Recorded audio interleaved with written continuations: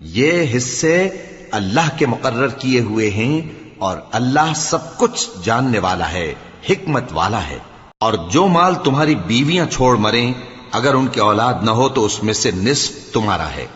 پھر اگر ان کی اولاد ہو تو ترکے میں تمہارا حصہ چوتھائی ہے، لیکن یہ تقسیم وصیت کی تعمیل کے بعد جو انہوں نے کی ہو یا قرض کے ادا ہونے کے بعد جو ان کے ذمے ہو کی جائے گی۔ اور جو مال تم مرد چھوڑ مرو، اگر تمہاری اولاد نہ ہو تو تمہاری بیویوں کا اس میں چوتھا حصہ ہے، پھر اگر تمہاری اولاد ہو تو ان کا 8واں حصہ ہے۔